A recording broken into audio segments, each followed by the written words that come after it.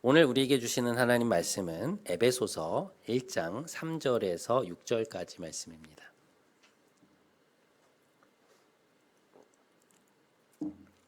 한 절씩 교독하시고 마지막 6절은 합독하시겠습니다. 찬송하리로다.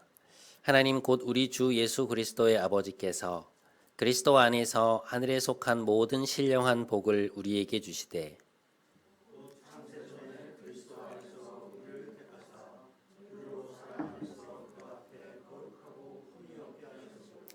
그 기쁘신 뜻대로 우리를 예정하사 예수 그리스도로 말미암아 자기의 아들들이 되게 하셨으니 이는 그가 사랑하시는 자 안에서 우리에게 거저 주시는 바 그의 은혜의 영광을 찬송하게 하려는 것이라. 아멘.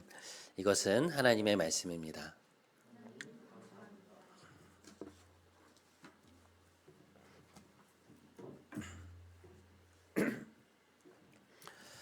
우리는 이제 흔히 신앙을 표현할 때 예수를 믿는다라는 말을 사용합니다.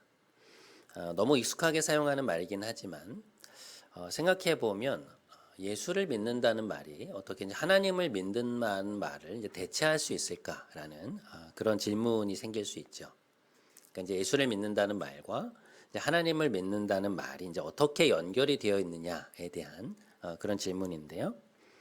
이것은 인간의 실존으로 오신 이 성자 하나님을 통해서 자신의 뜻과 의도를 보여주신 성부 하나님을 믿는다라는 말로 이제 풀이가 될 수 있습니다. 1907년에 그 네덜란드에서 열린 그 만국 평화회의에 당시 이제 고종 황제의 명을 받은 4명의 특사가 이제 파견이 되었는데요. 이들은 1905년에 체결된 을사조약, 그러니까 한국의 외교권이 이제 일제에 의해서 강제로 박탈당한 그 사건을 이제 세상에 알리기 위해서 파견이 된 것인데요. 이제 소위 헤이그 특사라고 불렸던 이들은 당시 이제 회의에 참석한 세계 각국의 언론들과 또 주요 인사들에게 대한제국의 입장을 널리 알리기 위해서 파견이 된 것이죠. 여러분, 이 특사들의 구체적인 역할은 무엇이었을까요? 그들은 이제 황제의 권한을 위임받아서 그의 뜻과 목소리를 이제 전하는 것이었죠. 그러니까 대표자로서의 권한을 위임받아서 이제 세계 각국의 언론과 주요 인사들에게 그 나라의 통치권을 가진 이 황제의 입장을 대변하는 역할을 맡았던 것인데요. 그런데 이제 앵무새처럼 막 똑같은 말을 반복하는 것이 아니라 지금 대한제국의 상황은 어떠하며 거기에 대한 이 황제의 생각은 어떤지 이제 그 의중을 상황에 맞게 대변하고 또 전달했던 것이죠. 그래서 이제 그곳에 온 사람들은 그 특사들을 만남으로써 그들을 보낸 고종 황제를 만나게 되었고 그들을 통해서 이제 그의 생각과 의중을 알 수 있었습니다. 이제 그것이 그 특사의 역할이었던 것이죠. 이제 오늘날 각 나라의 대사들도 이제 대사들이 하는 역할들이 바로 이러한 것 아니겠습니까? 근데 복음서에 보면 이제 그 말씀 속에서 주님은 자신이 아버지로부터 보냄을 받았고, 그러니까 자신의 말과 행동이 이제 자의적으로 하시는 것이 아니라 아버지께서 주시는 말씀, 또 아버지께서 하기를 원하시는 일을 하고 있다라고 이제 말씀을 하십니다. 이제 그것이 예수님의 정체성이었죠. 그런데 이 주님의 말씀을 조금 더 주의 깊게 들어보면 이제 단순히 보냄을 받은 것 이상의 역할이었다는 것을 알 수 있습니다. 이제 그 예가 대표적인 예가 요한복음 14장 8절 말씀인데요. 예수님이 이제 돌아가시기 전날 밤에 제자들과 이야기를 나누시는 도중에 이제 빌립이라는 제자가 주님, 우리에게 아버지를 보여주십시오. 그러면 더 이상 바랄 것이 없겠습니다. 이제 이런 말씀을 드려요. 그러니까 하나님을 조금 더 알고 싶다, 명확히 알고 싶다, 이제 그런 요지의 이야기인데, 이제 그 말을 들으신 주님이 이러한 대답을 하십니다. 요한복음 14장 9절 말씀. 빌립아, 내가 이렇게 오랫동안 너희와 함께 있었는데 내가 나를 알지 못하느냐? 나를 본 사람은 아버지를 본 것인데 어째서 내게 아버지를 보이라 하느냐? 그러니까 이런 대단히 충격적인 말씀을 하십니다. 그러니까 우리는 예수님이 성자 하나님이신 것을 알고 있기 때문에 이 대답이 그렇게 놀랄 만한 것으로 여겨지지 않는데요. 이제 아직 부활을 경험하지 못한 제자들은 주님이 분명 구약에서 예언된 메시아임은 믿고 있었지만 그러나 하나님과 동등하신 분이란 이해는 아직 없는 때였거든요. 그러니까 예수님을 본 것이 하나님을 본 것이라는 정도의 이해까지는 아직 나아가지 못하고 있었던 것이죠. 그런데 예수님이 뭐라고 하신 것입니까? 나를 본 자는 아버지를 본 것이다. 그러니까 너희가 내 말을 들었고 나의 행동을 보았고 나에 대한 알을 갖고 있다면 어떤 것이다? 하나님을 본 것이나 다름이 없다라고 그렇게 말씀을 하신 것이죠. 여러분, 이것은요 어떤 수사학적인 표현이 아니고요. 실제로 주님은 자신을 통해서 이제 우리가 뵐 수 없었던 성부 하나님의 면모가 우리에게 온전히 드러났다고 말씀을 하고 계시는 것입니다. 여러분, 우리가 어떤 사람과 이제 시간을 두고 지내다 보면 그 사람의 면모를 알게 되죠. 그러니까 그 사람이 하는 말이나 이제 행동을 지켜보게 되면 이 사람이 이런 사람이구나라는 그런 이해를 갖게 됩니다. 그래서 이제 내가 이제 너를 좀 알겠다. 이제 우리가 이런 말들을 이제 종종 하잖아요. 그런데 이제 우리 눈앞에 있는 바로 그 사람이 아니라 우리가 한 번도 본 적이 없는, 그러니까 예를 들어서 이제 너희 아버지는 어떤 분이셔? 이제 어머니는 어떤 분이야?라고 물었을 때 상대방이 나랑 똑같으셔. 그러니까 네가 나를 본 거면 우리 아버지를 본 거야. 어머니를 본 거야라고 대답한다면 여러분, 그게 얼마나 놀라운 일입니까? 그러니까 부모님의 성품과 됨됨이가 그 사람이 그렇게 말할 수 있을 정도로 그 사람을 통해서 고스란히 드러나고 있다면 그것은 참 놀라운 일이죠. 빌립이 예수님께 우리에게 하나님을 보여주십시오라고 말했을 때 나를 본 자는 아버지를 본 것인데 어찌하여 내게 아버지를 보이라고 하느냐라고 주님이 이렇게까지 말씀하신 것은 사실 굉장히 단호한 표현이죠. 근데 그러면서 이런 말씀을 덧붙이세요. 내가 아버지 안에 거하고 아버지는 내 안에 계신 것을 내가 믿지 아니하느냐. 내가 너희에게 이르는 말은 스스로 하는 것이 아니라 아버지께서 내 안에 계셔서 그의 일을 하시는 것이라. 정말 놀라운 말씀입니다. 그러니까 예수님은 자신이 하시는 말씀과 행동들을 통해서 성부 하나님이 어떤 분이신지, 또한 우리를 향한 하나님의 뜻이 무엇인지를 명확하게 보여주셨다는 것이죠. 그러니까 주님 안에서 성부 하나님이 자신을 세상에 드러내셨다는 것입니다. 자, 이것과 관련해서 주님은 또 다른 말씀들을 하셨는데요. 자, 요한복음 14장 6절 말씀. 내가 곧 길이요 진리요 생명이니 나로 말미암지 않고는 아버지께로 올 자가 없느니라. 요한복음 8장 12절. 나는 세상의 빛이니 나를 따르는 자는 어둠에 다니지 아니하고 생명의 빛을 얻으리라. 마가복음 1장 15절. 때가 찼고 하나님 나라가 가까이 왔으니 회개하고 복음을 믿으라. 자, 주님이 하신 이러한 말씀들을 살펴보면 이것은 어떤 한 인간이 절대로 할 수 없는 말입니다. 자, 먼저 첫 번째 말씀. 내가 곧 길이요 진리요 생명이니 나로 말미암지 않고는 아버지께로 올 자가 없다. 그러니까 성부 하나님께로 가기 위해서는 반드시 누굴 통과해야 된다는 것입니까? 그러니까 주님을 통과해야 된다는 것이죠. 그러니까 이 말씀을 바꿔 말하면 예수님에 대해서 알지 못하면 하나님에 대해서 알 수 없다는 것입니다. 그러니까 우리의 실존 속에서는 성부 하나님에 대해서 알고 나서 예수님에 대해서 아는 것이 아니고요. 그러니까 예수님을 통해서 성부 하나님에 대해서 알게 된다는 것입니다. 그러니까 하나님께로 가는 루트가 위에서 내려오는 게 아니라 이렇게 올라간다는 거예요. 그래서 오직 예수님만이 하나님이 누구이신지를 알려주는 통로가 된다는 것이죠. 이해가 되시죠? 자, 두 번째. 그렇다면 주님은 어떻게 온전히 하나님을 드러내실 수 있는가? 자, 요한복음 8장 12절. 나는 세상의 빛이니 나를 따르는 자는 어둠에 다니지 아니하고 생명의 빛을 얻으리라. 자, 이 말씀은 헬라어로 소위 에고에이미 말씀인데요. 이제 예수님이 성부 하나님과의 이게 동등함을 드러내시는 말씀입니다. 하나님이 구약에서 자신을 계시하실 때 이제 보통 어떻게 말씀하시냐면 나는 누구다 이제 이런 방식으로 말씀을 하세요.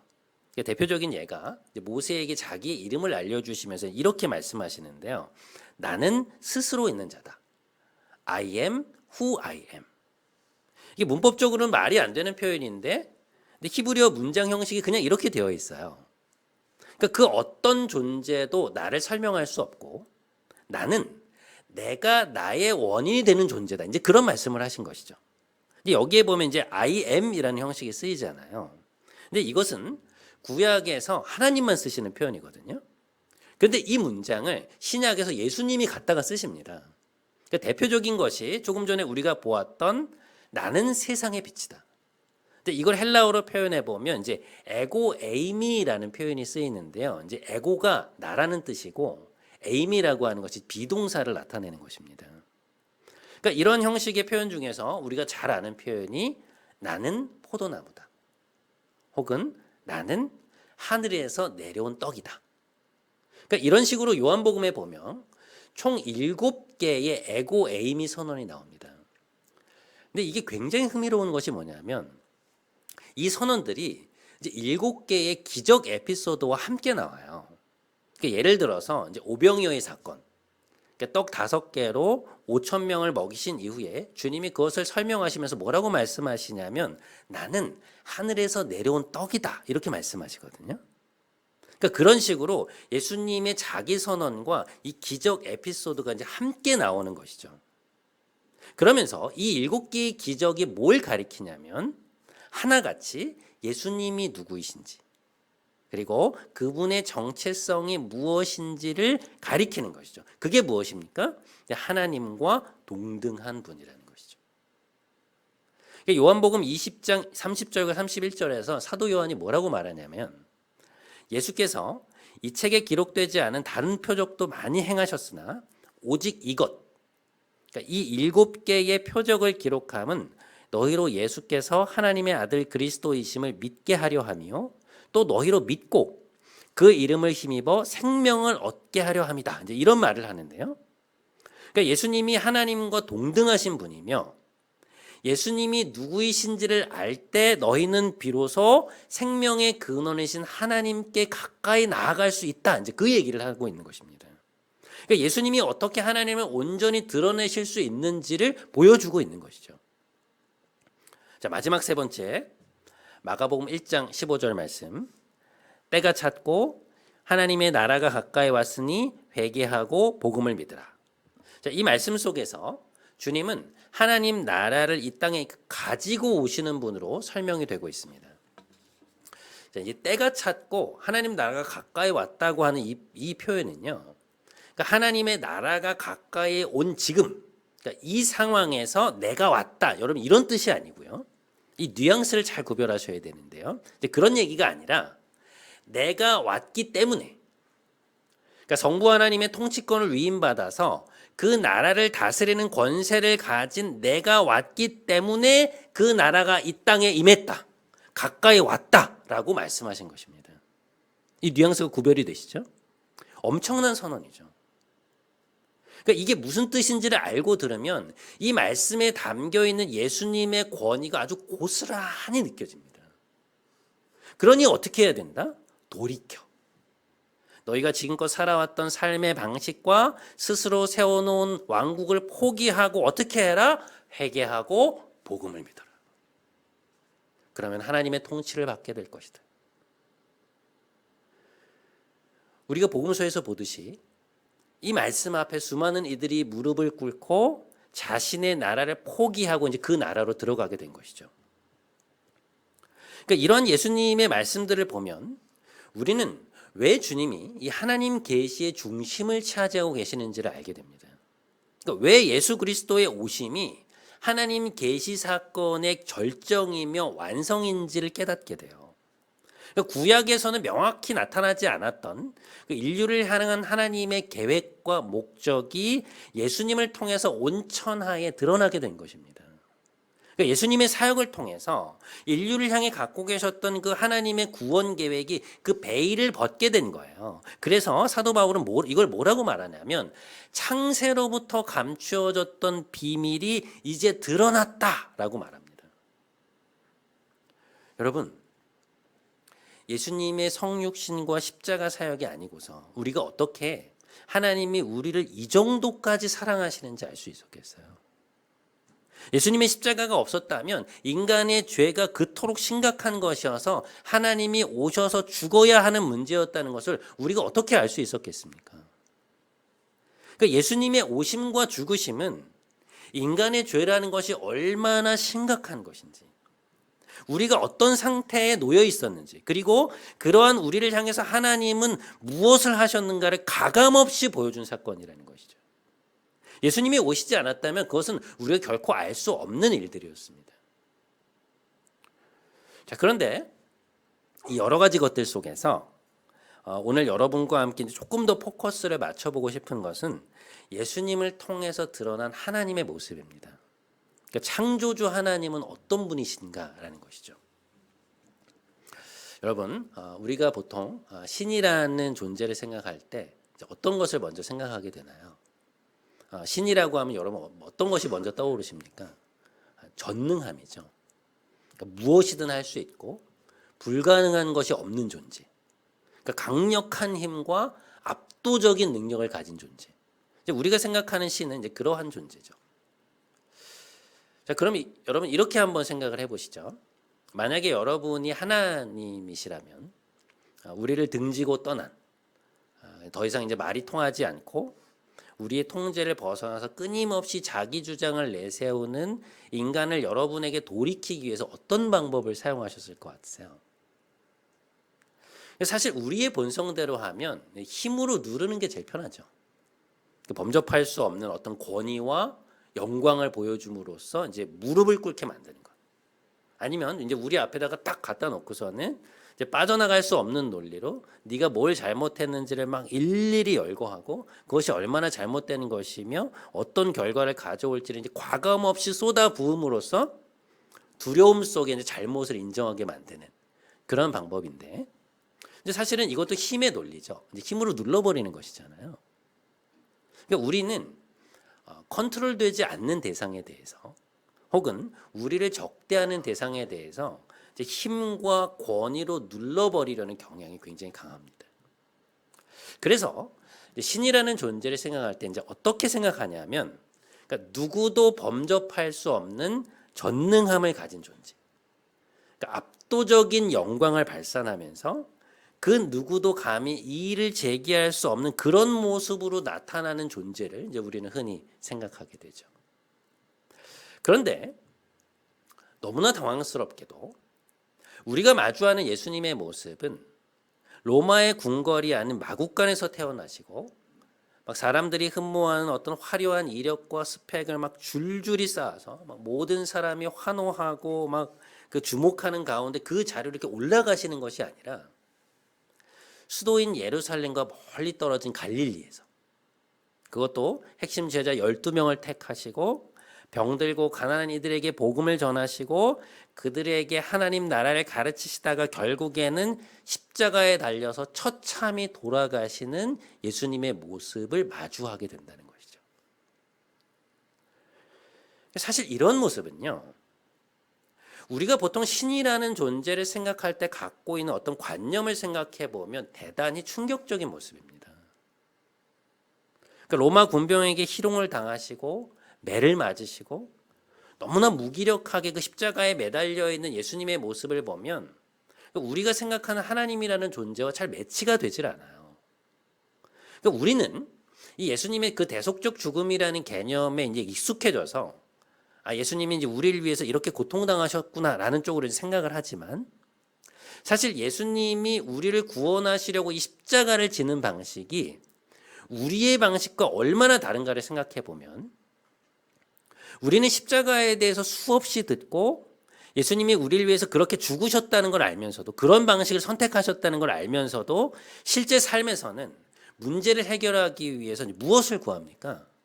힘과 영광을 구하죠. 더 높이 올라가는 것, 더 편안한 것, 더 많은 힘을 갖는 것. 그런 방식으로 우리의 욕망을 충족시키려고 하고 갈등 상황을 이제 그런 방식으로 해결하려고 하죠. 여러분, 우리가 얼마나 세상살이에서 이제 나의 자존심을 지키려고 하는지 여러분 아시잖아요. 그러니까 다른 건 몰라도 내 자존심만은 내려놓고 싶지 않은 게 우리 아니에요. 그런 의미에서 우리는 십자가의 길보다 세상의 방식이 훨씬 더 익숙한 것이죠. 그런데 신약 성경을 보면 예수님은 무엇을 영광이라고 하시는가? 자, 요한복음 12장 23절과 24절. 인자가 영광을 얻을 때가 왔도다. 내가 진실로 진실로 너희에게 이르노니 한 알의 밀이 땅에 떨어져 죽지 아니하면 한 알 그대로 있고 죽으면 많은 열매를 맺느니라. 자, 무엇이 영광인가? 주님은 사람들에게 막 환호와 인정을 받고 막 화려하게 높아지는 것을 영광이라고 말씀하지 않으시고요. 혹은 압도적인 권력으로 그들을 힘으로 제압하는 것을 영광이라고 하지 않으시고 오히려 무엇을 영광이라고 하시느냐? 사람들이 보는 앞에서 손과 발이 못에 박히는 그 수치스럽고 무력한 십자가의 모습을 두고 자신이 영광을 받으신다고 말씀하십니다. 여러분, 이것은 우리를 구원하시는 신의 방식에 대한 어떤 우리의 상상을 완전히 깨뜨리시는 말씀이에요. 여러분, 십자가형은요, 그 형틀인 십자가 위에 이제 종종 죄명이나 이제 그 사람이 누구인지를 밝혀놓거든요. 그런데 이제 예수님이 못 박히셨던 그 십자가 위에 그 예수님 십자가 위에 달려 있었던 명패가 있었는데 거기에 뭐라고 쓰여 있었는지 아세요? 요한복음 19장 19절에 따르면 이렇게 쓰여 있었습니다. 유대인의 왕. 이게 라틴어, 헬라어, 히브리어로 쓰여 있었다고 말해요. 그러니까 당시 총독이었던 본디오 빌라도가 써서 붙여놓은 패입니다. 예수님의 생애 속에서 굉장히 아이러니한 지점인데요. 복음서 안에서 주님은 십자가 위에서 왕으로 등극하십니다. 그러니까 모든 이들이 보는 앞에서 예수님은 이 하늘 위로 높이 들린 십자가 위에서 왕으로 선언이 되세요. 그러니까 그 십자가가 그분의 보좌인 것입니다. 기가 막힌 장면이에요. 그러니까 로마 군병들이 예수님께 씌웠던 가시관을 이런 기독교 전통에서 우리가 뭐라고 말하나요? 가시면류관이라고 말하죠. 그러니까 그 가시관은 로마 황제가 쓰던 월계관을 본따서 만든 것입니다. 그러니까 예수님은 그 가시관을 쓰시고 온몸이 피범벅이 되신 채로 십자가 위에서 모든 이들이 보는 앞에서 왕으로 등극하십니다. 이것은 그러니까 우리가 생각하는 하나님이 인류에게 자신의 영광을 드러내시고 우리를 구원하시는 방식이 우리의 상상과는 얼마나 다른 것인가라는 것을 십자가 사건에서 보여주신 것입니다. 예수님의 성육신과 이 십자가에서 죽음이란 이 방식을 통해서 성부 하나님은 자신이 어떤 분이신지, 그러니까 우리가 기존에 갖고 있었던 그 신에 대한 관념을 완전히 산산조각내고 계세요. 힘으로, 권위로 우리를 무릎 꿇리시는 것이 아니라 우리를 위해 죽으심으로, 우리를 용서하심으로, 섬기심으로 자신의 권능을 드러내시는 분. 그 사랑의 권능으로 우리에게 부여하신 자유와 존엄성을 끝까지 지키시는 분. 죽음을 경험할 수 없는 초월의 존재가 유한이 되셔서, 인간이 되셔서 우리의 짐을 대신 지시는 분. 공포를 조성하시는 것이 아니라 사랑하시는 분. 그분이 바로 우리를 창조하신 여호와 하나님이라는 것입니다. 그러니까 인류를 향한 하나님의 이 사랑이 피조세계와 인간을 만드신 그 창조주에 대한 설명이 어디에 나타나 있다는 것입니까? 예수 그리스도의 사역 속에, 예수님의 성품 속에, 예수님의 성육신과 죽음 속에 드러난다는 것이죠. 그래서 우리는 뭐라고 고백하는 것입니까? 하나님이 아들이신 예수 그리스도를 통해서만 하나님이 어떤 분이신지를 알게 된다는 것입니다. 예수님을 통해서 우리는 우리의 실존에 대해서 알 수 있고 예수님을 통해서만 하나님을 알고 그분께 나아갈 수 있다는 것이죠. 이런 사실을 염두에 두고 오늘 우리가 읽었던 본문의 말씀들을 다시 한번 읽어보잖아요. 그러면 이전에는 보이지 않았던 단어들이 좀 새롭게 보이기 시작합니다. 한번 저희가 한 목소리로 함께 읽어보도록 하겠습니다. 자, 함께 읽겠습니다. 시작. 찬송하리로다. 하나님 곧 우리 주 예수 그리스도의 아버지께서 그리스도 안에서 하늘에 속한 모든 신령한 복을 우리에게 주시되 곧 창세전에 그리스도 안에서 우리를 택하사 우리로 사랑 안에서 그 앞에 거룩하고 흠이 없게 하시려고 그 기쁘신 뜻대로 우리를 예정하사 예수 그리스도로 말미암아 자기의 아들들이 되게 하셨으니. 하나님이 우리에게 주신 복은 누구 안에서 주신 것이다? 그리스도 안에서 주신 것이다. 하나님이 우리를 택하신 것 역시 누구 안에서 택하신 것이다? 그리스도 안에서 택하신 것이다. 하나님이 우리를 예정하셔서 자신의 자녀가 되게 하신 것은 어떻게 하신 것이다? 그리스도로 말미암아 된 것이다. 그리스도가 빠진 기독교라는 것은요, 여러분 성립되지 않습니다. 그리스도가 빠진 구원이라는 것은 불가능해요. 여러분, 사도 바울이 왜 에베소서의 1장에서 매 절마다 그리스도 안에서, 그리스도로 말미암아, 그 안에서라는 말을 반복해서 썼는지 아시겠죠? 그걸 말하지 않고서는 우리의 택하심, 자녀됨, 은혜, 기업, 이 모든 말들이 설명이 될 수 없기 때문입니다. 이 단어들은 그 단어들이 자리하고 있는 배경과 스토리와 맥락이 있어야만 의미를 갖는 것인데, 그 의미를 부여해주는 문맥, 그 컨텍스트를 한마디로 표현하면 무엇이냐? 그리스도 안에서라는 것이죠. 그리스도의 성육신, 죽음, 부활이라는 그 역사적 계시의 사건을 통해서 우리는 우리에게, 지금 내 옆에 있는 이들에게, 온 인류에게 구원이라는 놀라운 선물이 주어졌다는 것을 깨닫게 되는 것입니다. 그래서 예수를 믿는다는 말은 그리스도 안에서 인류에 대한 자신의 극진한 사랑을 드러내신 그 하나님의 사랑을 믿는다는 것이며, 그리스도 안에서 세상을 구원하고 우리를 자신과 화해시키신 하나님의 그 권능을 믿는다는 것이고, 그리스도 안에서 우리를 자녀 삼으시고 영원한 생명을 허락하신 하나님의 그 신실하심을 믿는다는 것입니다. 그것이 복음의 핵심인 것이죠.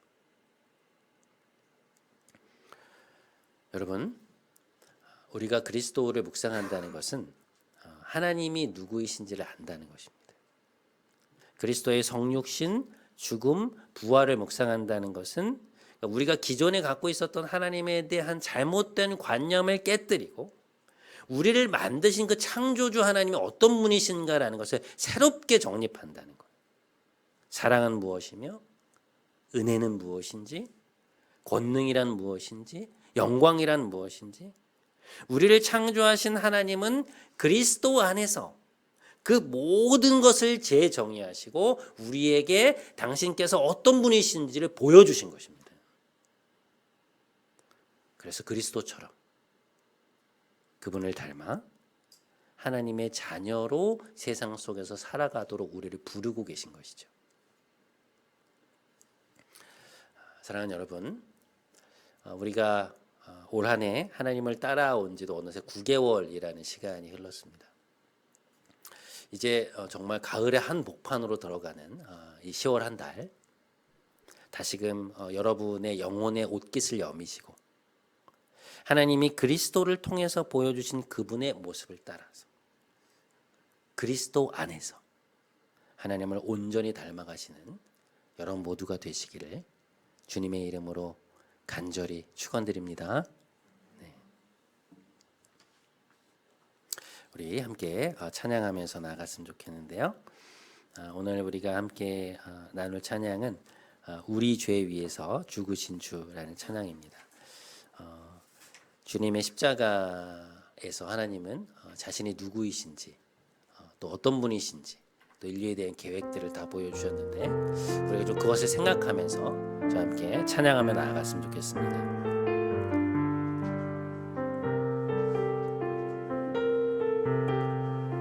우리 죄 위에 죽으신 주, 우리 죄 위에 죽으신 주, 십자가 그 사랑 감사하네. 날마다 주의 형상대로 변화되리라. 십자가 우릴 새롭게 할 우리 죄 위에 죽으신 주 우리 죄 위해 죽으신 주 십자가 그 사랑 감사하네 날마다 주의 형상대로 변화되리라 십자가 우릴 새롭게 하리 놀라운 사랑 찬양하리라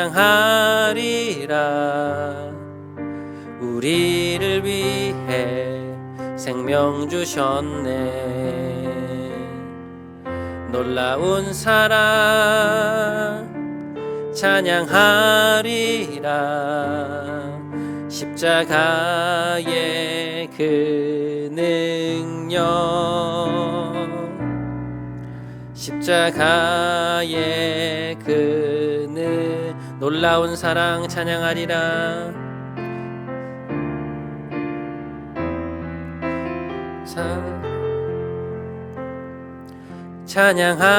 찬양하리라 우리를 위해 생명 주셨네 놀라운 사랑 찬양하리라 십자가의 그 능력 십자가의 그 능력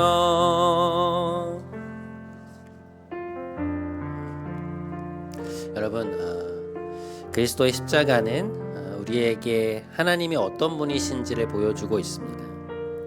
하나님의 영광은 화려함과 두려움을 불러일으키는 어떤 거대한 능력에 있는 것이 아니라 우리를 위해서 목숨을 내어주시는 그 사랑의 권능 속에 있습니다. 그러니까 우리를 만드신 하나님은 우리를 힘과 권력으로 누르시지 않고 사랑을 하십니다.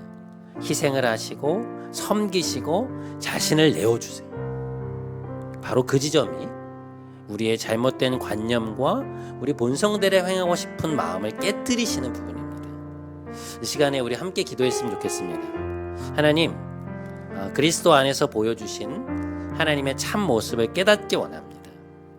그래도 우리의 죄에 가려져서 보지 못했던 하나님의 참 모습을 알게 해주십시오. 그렇게 우리 시간에 함께 좀 기도하는 시간 가졌으면 좋겠습니다. 함께 기도하겠습니다. 하나님 아버지, 오늘 우리가 함께 모여서 하나님 앞에 서게 해주셔서 감사합니다.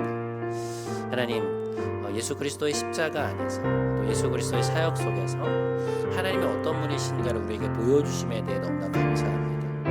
하나님, 우리는 수없이 예수님의 십자가에 대해 들으면서도 또 예수님의 성육신에 대해 들으면서도 우리가 문제를 해결하는 방식, 또 우리가 살아가는 방식, 또 하나님이 어떤 분이신가를 생각할 때 늘 전지전능함과 하나님 강력한 어떤 힘과 권능을 가지신 분으로만 생각할 때가 너무 많은데, 하나님 우리에게 십자가를 통해서 보여주신 그 하나님의 사랑, 우리를 힘으로 누르시는 것이 아니라 사랑을 하시는 하나님, 희생하시는 하나님, 섬기시는 하나님을 우리가 정말로 깨닫고 알고 우리 하나님에 대한 관념들이 바뀌고 또 뒤집어질 수 있도록 인도하여 주옵소서.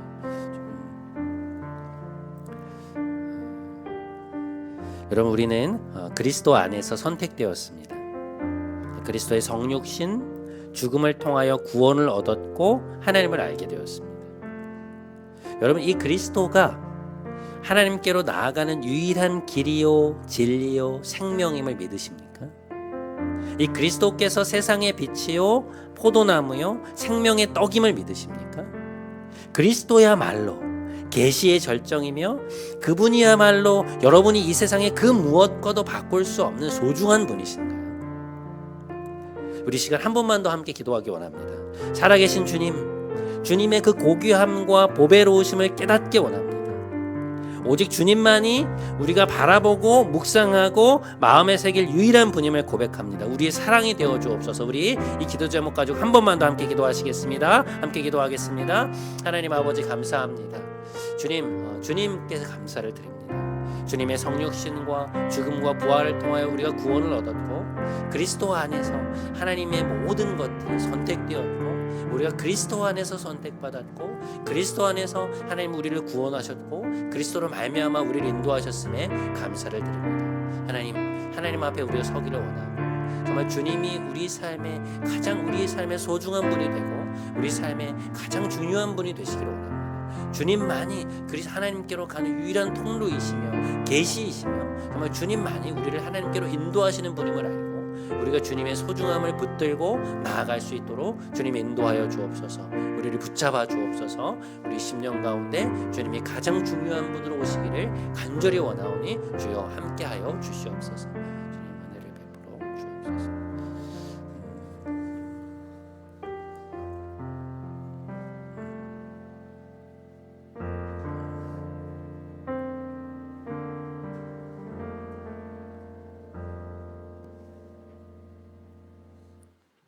사랑이 많으신 주님, 주님만이 길이요 진리요 생명임을 고백합니다.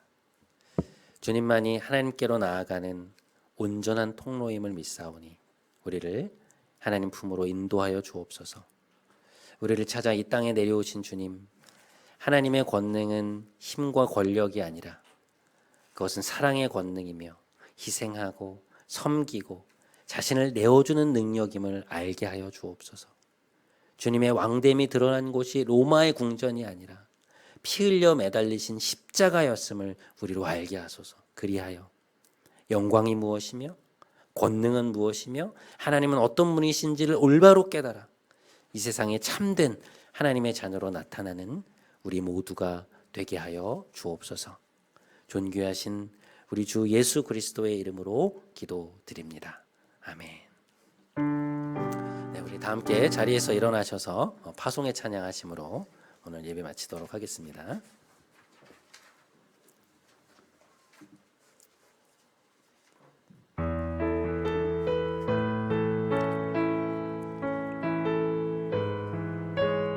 우리에겐 소원이 하나 있네.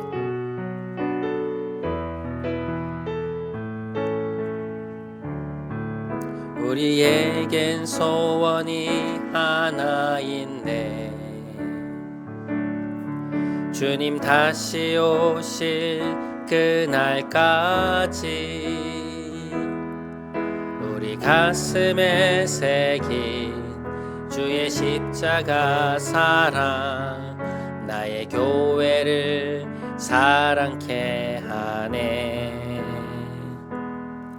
주의 교회를 향한 우리 마음 희생과 포기와 가난과 고난 하물며 죽음조차 우릴 막을 수 없네. 우리 교회는 이 땅의 희망 교회를 교회되게 예배되게 우릴 사용하소서. 진정한 부흥의 날 오늘 임하도록 우릴 사용하소서. 교회를 교회되게 예배되게 우릴 사용하소서. 진정한 부흥의 날 오늘 임하도록 우릴 사용하소서.